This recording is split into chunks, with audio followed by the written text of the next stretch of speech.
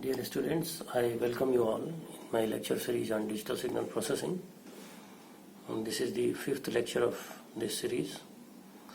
In this lecture, we will discuss the steps involved in multi-rate digital signal processing and two very basic steps which is needed to accomplish the requirement of multi-rate digital signal processing are decimation and interpolation. Since different subsystem of a multi-rate digital signal processing, they work on different sampling rates. So to meet out the requirement of different sampling rate, sometimes we upsample the input digital signal and sometimes we downsample the input digital signal. And the process of upsampling is known as interpolation and the process of downsampling is known as decimation. And this will be the first part of my lecture, and in the latter part of my lecture I will discuss about the digital signal processing system itself, and we will define the DSP system in general and their basic input-output requirement, and we will look the discrete time system only on the basis of input-output nodes. Means we will describe a DSP system with the input-output relation, mathematical relation of input and output. So let us. The two basic operations which is performed in DSP system are decimation and interpolation. Basically, in most of the applications, that is in multi-rate systems, we wish to improve the performance of the system or to increase the computational efficiency. The two basic operations, that is decreasing means decimation and increasing means interpolation, the sampling rate of signal are implied.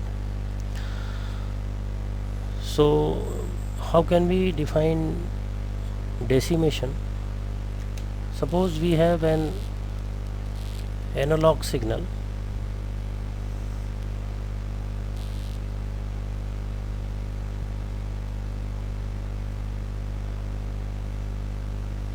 it is varying like this, and we have taken sample of this analog signal at say after every sampling interval, say Ts. So after sampling this signal, we have only the sampled version of the signal and original signal is nowhere present. So if somebody wishes to reduce the signal length by keeping say only alternate samples, suppose if somebody wishes to keep only alternate sample, means leaving one sample just to reduce the memory size required to store this signal, for example, this process is implied. So this kind of processing is known as downsampling or decimation. So simply decimation can be regarded as discrete time counterpart of sampling. So this is sampling after sampling. This may also be called as sampling after sampling. Means what we have after this first stage of sampling is the sampled signal which was obtained from original analog signal. Now if we further do sampling, by leaving every alternate sample or leaving every second or third sample or fourth sample, means retaining only say 0th, then this second, then fourth, sixth, this kind of operation if we perform, this is another step of sampling that we are doing in fact, and this is the sampled version obtained from samples of the signal. So this process is known as downsampling or decimation. So this is, suppose that xn, which corresponds to this xt. Now in the process of downsampling, suppose we are willing to evaluate yn is equal to say x2n. In this process, simply by putting the value of n, we will be having only x0, and if we put n equal to 1, this means x2, then x4. So in yn, what we are having is the alternate samples. We are leaving the x1, x3 and so on. So this process is known as decimation. So we can define decimation as, decimation can be regarded as the discrete time counterpart of sampling. In sampling, we start with a continuous time signal xt and convert it into a sequence of sample xn, and in decimation we start with discrete time signal xn and convert it into the another discrete time signal yn. This means if we are doing say decimation, we are having xn and we will obtain a yn. This yn may be equal to x n n. So what it says, that it retains every nth sample, means decimation by a factor of n is equivalent to sampling xt at an interval of n ts.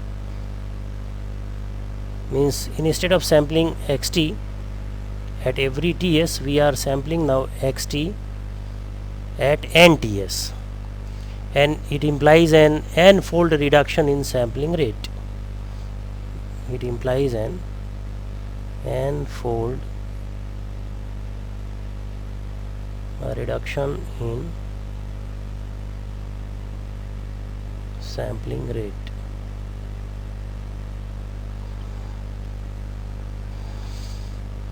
The opposite process of decimation is interpolation.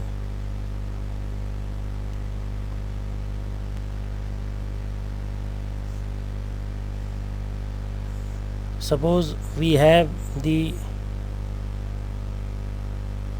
sampled version of the signal like this.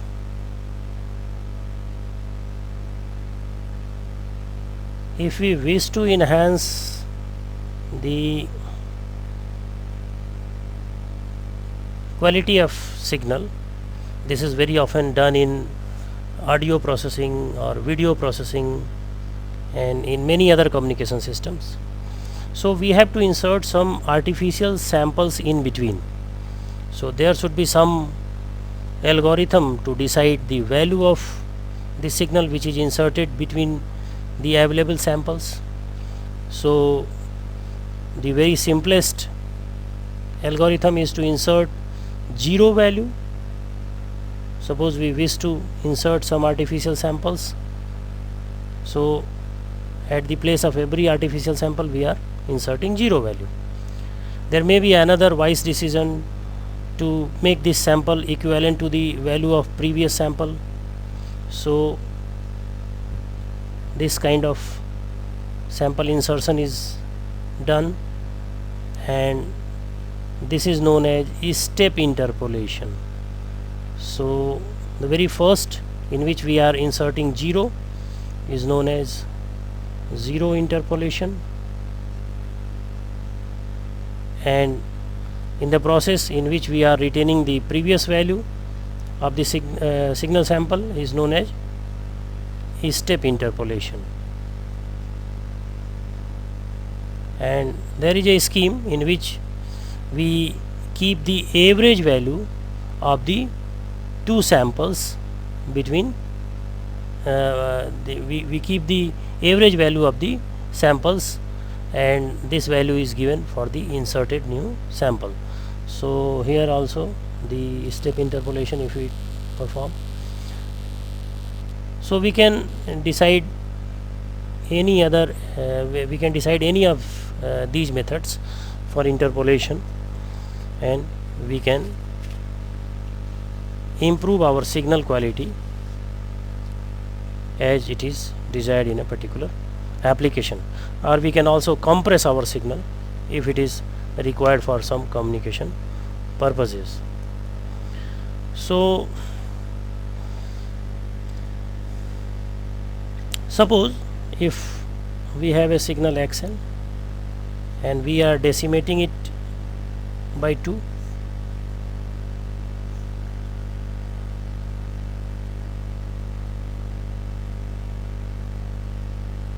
so this will result into a signal x2n. This will result into the signal x2n, means retaining only alternate sample. Then we further interpolate this x2n by 2, then it appears, prima facie it may appear that it will give your xn, means simply the cancelling out effect of this decimation. But suppose if we revert the process, we interpolate the xn first, interpolate by 2, and then we, after interpolation, we obtain xn by 2, and this xn by 2 is further decimated, decimate by 2, and this will give you xn. In fact, this operation, means decimation followed by interpolation, is a proper operation to preserve xn. It may preserve xn, but this process it will not preserve xn, or it will not give back the xn value to us. We can understand this by a suitable example. Suppose we have a signal xn which is equal to say 1, 2, 6, 4 and 8, where 1 is the origin. We decimate it. Suppose we decimate it, means we are retaining every alternate sample. This means we are having only 1, 6 and 8 at the output of this decimation. Then we interpolate it. This means we are inserting some new samples.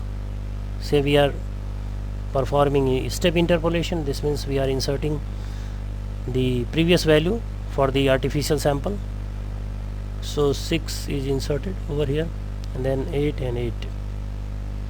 So what we are looking at, we are not getting the original signal over here. But suppose if we reverse the order of operation, this means we first interpolate and then offer for decimation, then see what happens.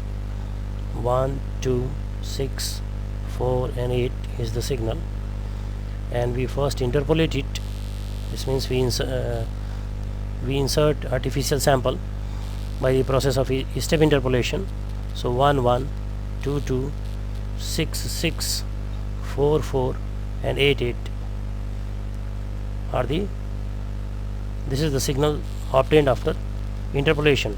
And if we decimate this signal, means we are retaining every alternate sample, then what we are left with is 1, 2, 6, 4 and 8, and this is the original signal. So in any system, if both the operations has to be performed in a sequence, say, one must keep in mind that interpolation should be performed first and then decimation should be done. So it is always better to interpolate first. Let us do some problem of decimation and interpolation. Let we have a signal xn given by 1, 2, 5 and -1 with 2 as origin. So suppose we have to generate a signal yn which is equal to x 2n. So naturally we have to retain every second sample, so we have to retain this and this, so this will be equal to 2 and -1. This is the decimated version of the signal. Now suppose if somebody is ask you to evaluate xn by 3, this means you have to interpolate, and interpolation can be done in 3 ways. This means zero interpolation or zero interpolated signal. Zero interpolated signal will be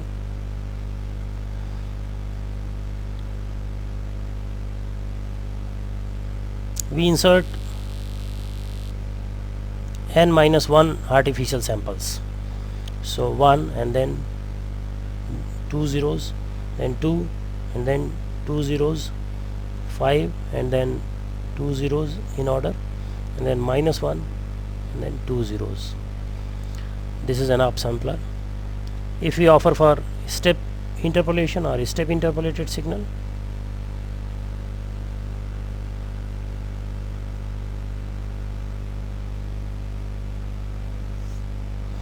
in step interpolated signal we insert the previous value of sample at the place of this artificial samples. So instead of 0 we place 2 over here and 1 over here and 5 over here and -1 over here. So this way we can generate, say, another signal, say it is hn, say it is gn, this was yn, okay. So this is x n by 3, this is 1 1 1 2, this is origin, okay, 2 2 and 5 5 5 and -1 -1 and -1. Now the third way is to obtain the linear interpolation. So linearly interpolated signal will be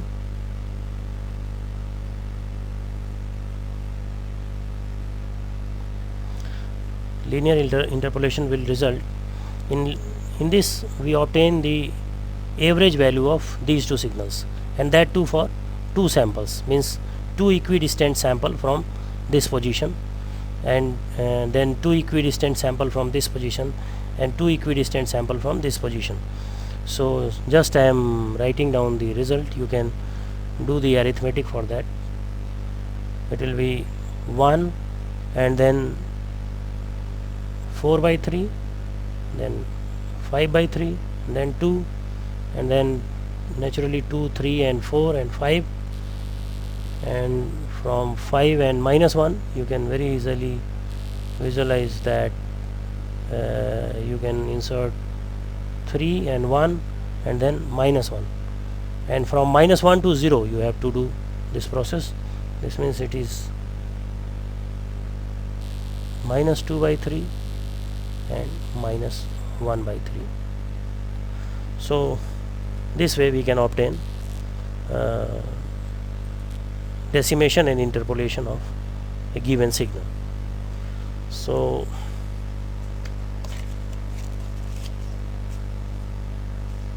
suppose if we have given xn equals to 3 4 5 and 6, where 5 is the origin, and we are asked to find yn is equal to x 2n by 3. So the order is interpolation and then decimation. So we first do the step interpolation and then we go for decimation. So naturally the step interpolation means 3, and then n minus 1 sample means 2 samples, 2 artificial samples, 4 and then 2 artificial 4, and 5 and then 2 artificial 5s.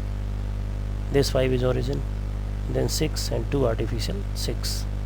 We interpolate and then we go for decimation. This is say an intermediate signal Gn, which is equal to x n by 3, and we will obtain yn, which is equal to g 2n, means we will retain every alternate sample, and this will be equal to x 2n by 3. So naturally we will have this sample, this sample, this sample, and this sample, and this and this. So we are having 5, 5, 6, 4, 3 and 3, where this 5 is origin. So this is the decimated version of the signal. You can also obtain fractional delay by the same decimation and interpolation process, if it is asked to you to obtain fractional delay. But the process is we first interpolate the signal, then we delay the signal, and then we decimate the signal. This is the order. If suppose somebody asks you to find out, suppose xn is given signal to you, and if somebody asks you to find out xn minus 0.5, or in general we can say that if somebody asks you to evaluate x n minus m by n, this can be represented in this form. So how can we obtain this? Simply n, and this will be equal to n minus m. So this is equal to this x n minus m over n. So in this process we first interpolate the signal. This is done very first step, and then delay by m. This is the second step. First step is this, second step is this, and third step is the decimation. This is the third step of the process, decimation by a factor of n. So just for the sake of an example, I am solving the problem. Say xn equals to 3, 4, 6 and 8, and we have to evaluate yn. We have to find yn, which is equal to x n minus 0.5. So naturally this is equal to x n minus 1 by 2. So this is equal to x 2n minus 1 by 2. So we will very first we will obtain x n by 2, and x n by 2 means inserting an artificial sample. Here the signal is 2468. So if we offer for linear interpolation, it will be the inserted signal is 2, 3, 4, and then 5, 6, 7, 8, and then 0. If we assume a 0 after this, so there will be a 4. So this is x n by 2. Now we will and here the origin is 6. If we give a unit delay to this signal, naturally the origin will come over here. So x, rather this was x n by 2, and if we call this signal to be equal to gn, so we are obtaining gn minus 1. So gn minus 1 will be equal to 2, 3, 4, 5, 6, 7, 8 and 4. And now we do for say this is equal to some hn, some new signal hn, and now we will do decimation, means h2n. So we will retain every alternate sample starting from origin. So this will be 3, 5, 7 and 4. So this is the result of our this fractional delay, means way of obtaining x n minus 0.5. This way you can obtain signal for fractional delay. So far we have discussed various discrete time signals. Now we will focus our attention on discrete time systems. Discrete time system is a device or an algorithm that performs some prescribed operation on discrete time signal. So this is simply a device or algorithm to perform some prescribed operation on discrete time signal. So such a device or algorithm is called discrete time system. Basically, a discrete time system operates on a discrete time signal which is known as input or excitation to produce another discrete time signal which is known as output or response.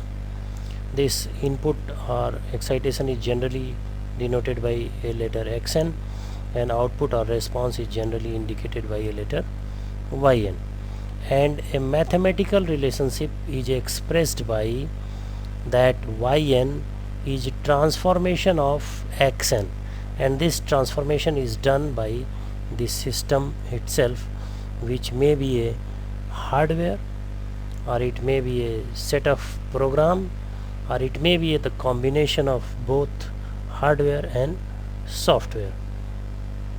So for now we will be only interested about input output description of the system. Input output description of system. The input output description of a discrete time system consists of a mathematical expression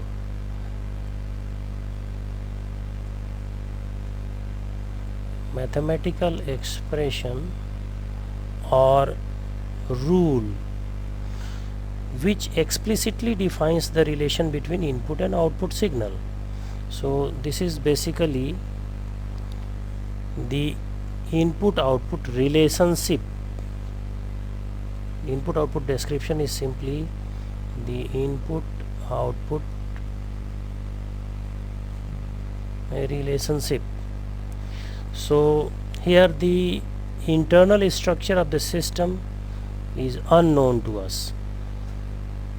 So this way we represent a signal like a system like a black box.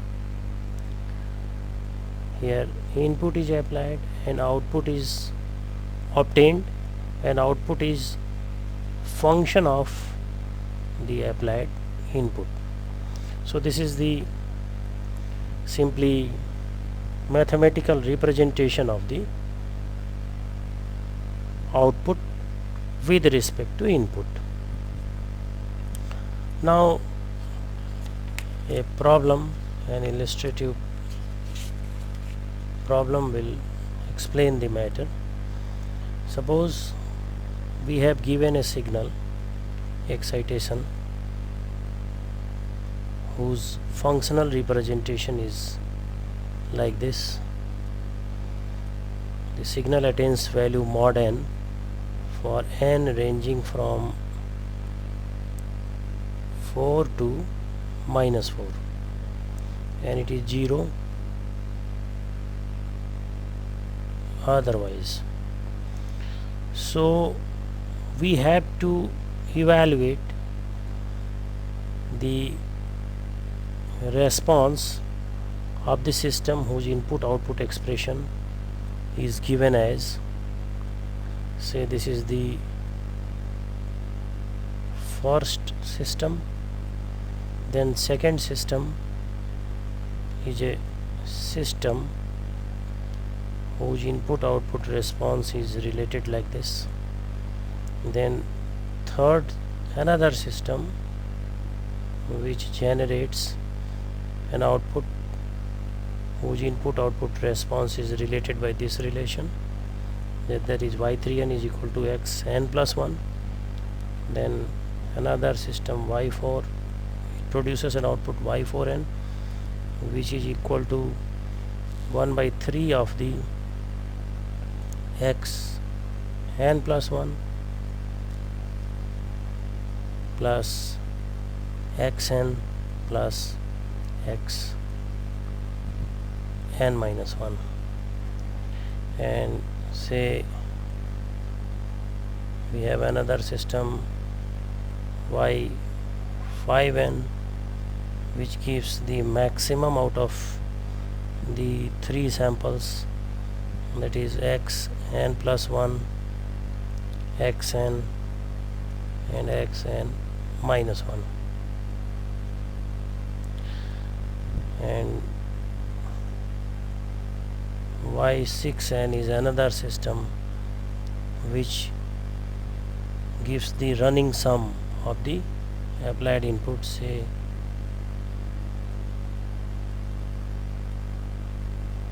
k equals to -infinity to n xk, means this gives the running sum of the incoming signal. So xn x n minus 1 plus x n minus 2, and this way up to -infinity. So to determine the response of these systems to this signal, we first express the signal in graphical as well as sequence form. So the signal represented in sequence form, xn, can be represented as, this is mod n for n greater or equal to -4 and less or equal to 4. This means it is 0, 1, 2, 3, 4, and then at any other n it is attaining a value 0.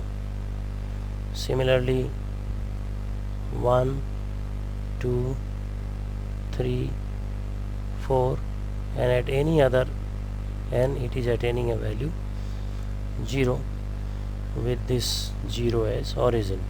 So you can very easily plot this signal.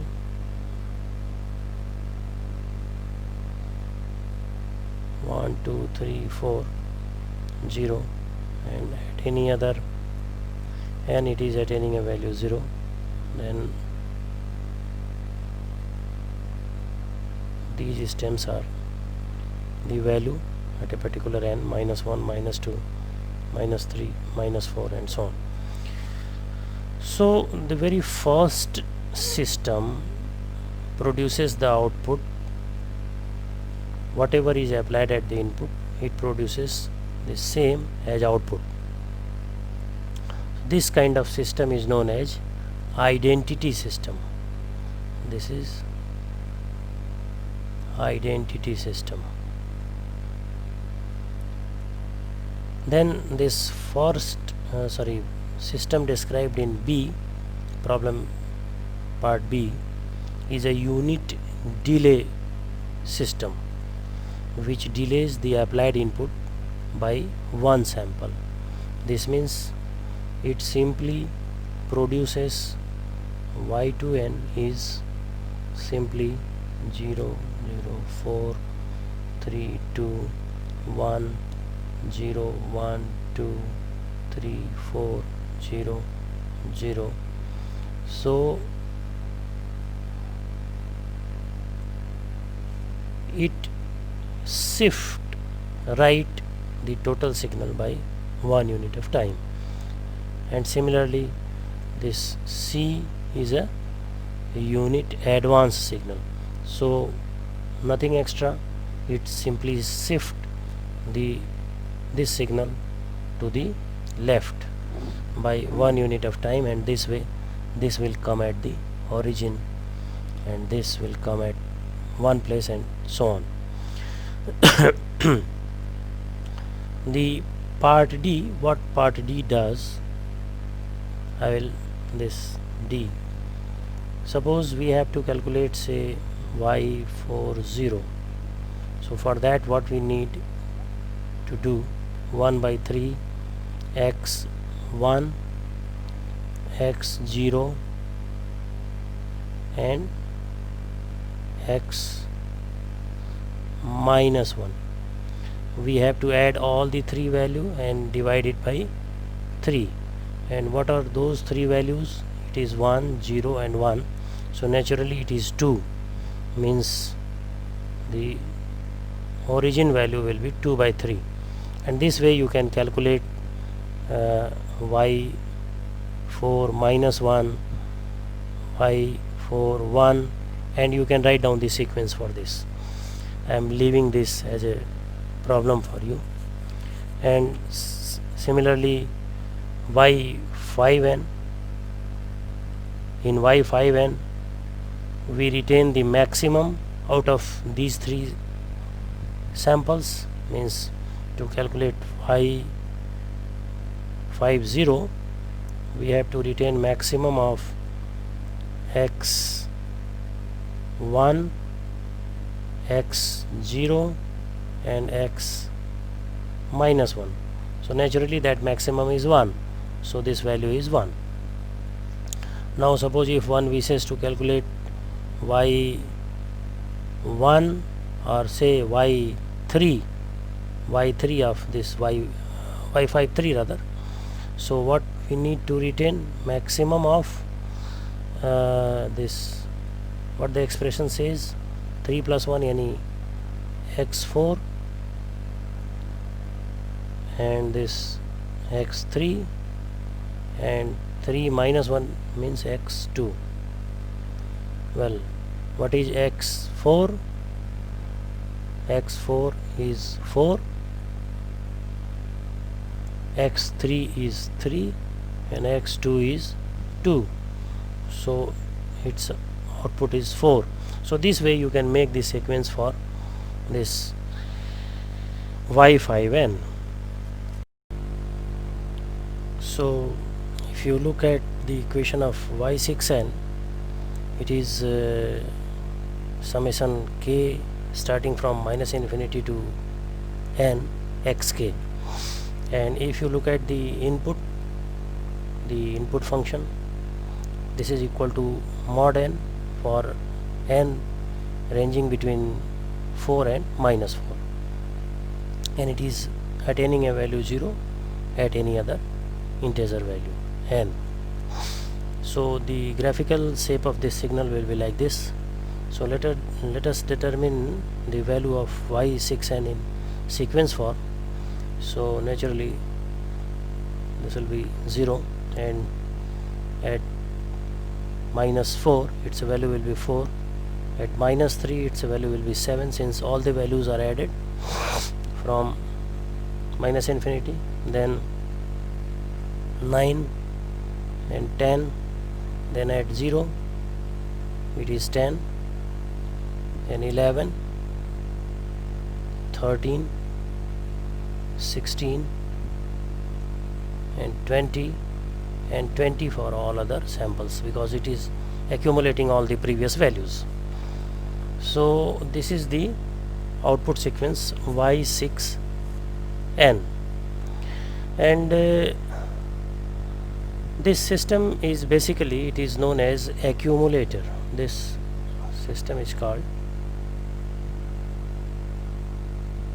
accumulator because it is computing the running sum of all the past input values up to the present time.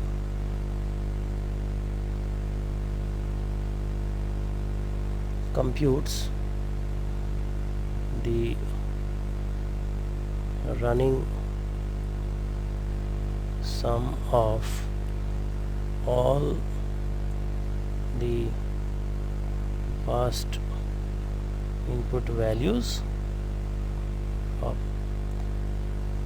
to present time. Present time is, say, it is N0. So this is the response of this system. Not only in this system but in many systems that we have discussed in our problem, you can simply revisit the problem's equation, that in one system, in one of the system, the output was equal to 1 by 3 of the x n plus 1 plus xn plus x n minus 1. This was the input output equation of one of the system that we have discussed, and in another system the input output relation was, it was the maximum out of x of n plus 1, xn and x of n minus 1.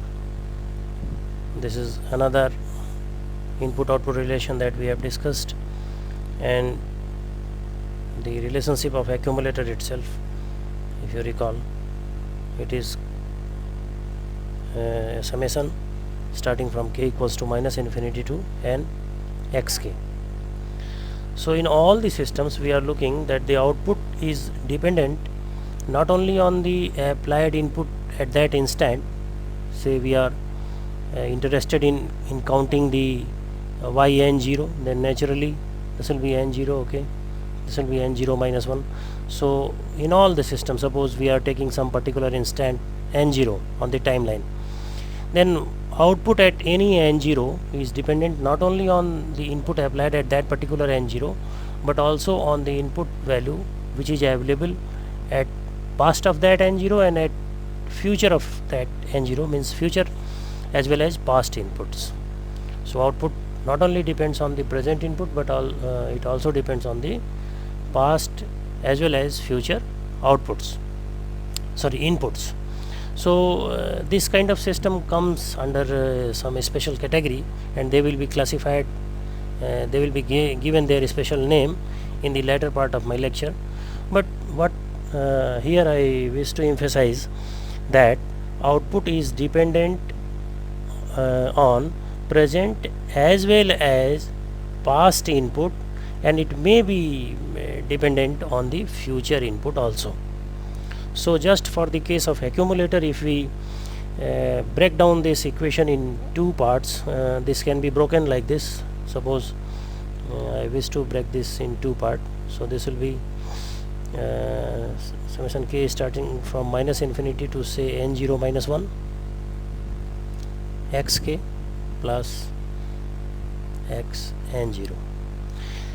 Simply from this equation we can interpret that if this is the expression for yn0, so naturally this is the expression for yn0 minus 1 and x n0. So naturally this equation, this will provide the output y at instant n0, justifies the name accumulator. Why? Because output is accumulation of all the previous inputs as well as the present applied input.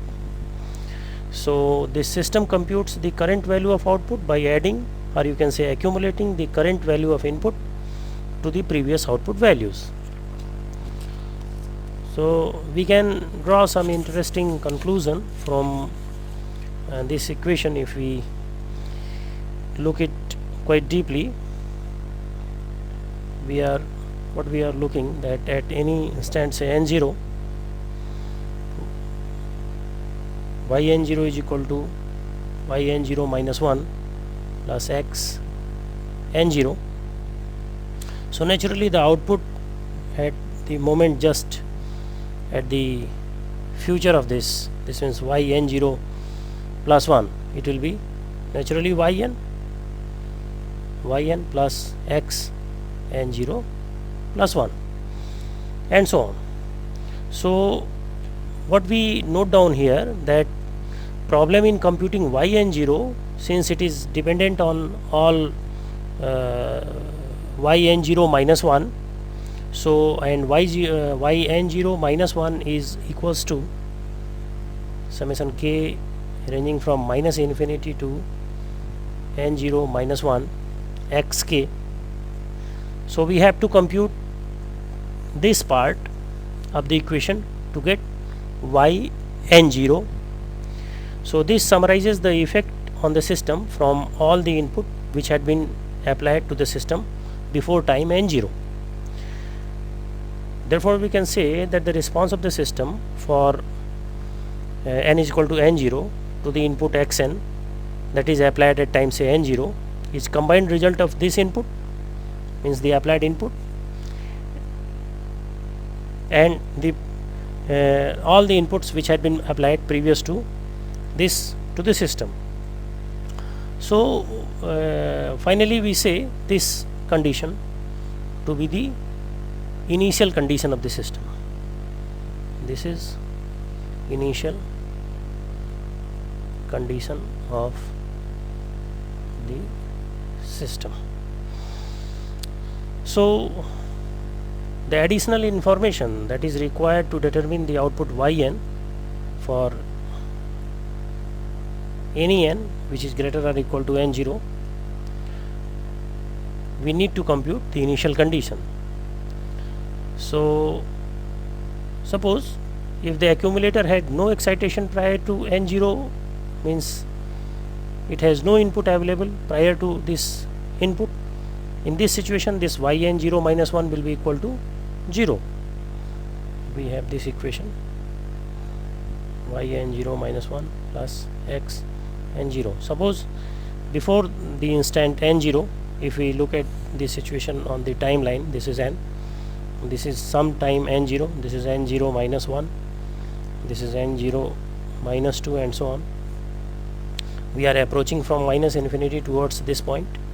So suppose if before this instant we had no input, since we had no input, this yn0 minus 1 will be equal to 0, and in this situation we will say that the system is initially relaxed. System is initially relaxed means it has no initial condition. And just for the generality, it is customary to assume that every system is relaxed at n is equal to minus infinity. So every system is relaxed at n is equal to minus infinity. So let us solve a problem to understand this situation clearly. Suppose we have the same accumulator system described by the equation, say yn is equal to summation k equals to minus infinity to n xk, and this system is excited by the input. Suppose the applied input is nun. So we have to determine the output under the condition, we have to determine the output yn under the condition when system is initially relaxed. This is the case 1, when y minus 1 equals to 0, and case 2 when system is having some initial condition, this means y minus 1 equals to 1. This means what output is up to this instant, it is given and this is equal to 1. So to determine the overall system output, we will break this equation in two parts. Means the system output up to this instant, this means summation k equals to minus infinity to minus 1 xk plus summation k equals to 0 to n xk.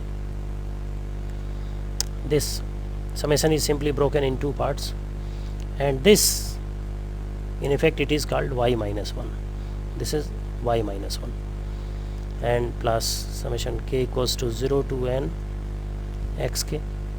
So in the very first case, this y minus 1 equals to 0, so this is 0 plus, and this if you put on this value of input over here, so naturally it will be 0 1 2 3 up to n, addition of 0 1 2 3 up to n. So this final summation will come out to be equal to n plus 1 by 2. So this will be the output in this situation. But suppose if y minus 1 equals to 1, so put 1 over here plus n plus 1 by 2. So simply it will be, if you solve, this will be n square plus n plus 2 by 2, or n is greater or equal to 0. So this way we can obtain the system output. If the system is initially relaxed, in this situation the system was initially relaxed, and in this situation the system is having initial condition, in this situation the system is having initial condition like this. So dear students, as you saw in this lecture that we described two systems, decimator and interpolator, and in decimator we simply removed the samples present in the original signal, say xn, to meet our decimated requirement, and in interpolation we inserted artificial samples as per our requirement, and the number of samples arbitrarily, if I say the interpolated samples are n, interpolation by a factor of n, then we inserted n minus 1 samples between two successive samples. And if in decimator, if we removed, say, the number of samples, say m, this says that the m minus 1 samples has to be removed from the original signal. So one must take care if one has to apply interpolator and decimator consecutively in a system. So interpolator should be applied at very first step, followed by a decimator, to preserve the original shape of the signal. And later we discussed different discrete time systems, some basic mathematical relationship of discrete time system, and in that we discussed about accumulator, and keeping the behavior of accumulator, we came across with the definition of initial condition of the system. So thanks for viewing this lecture.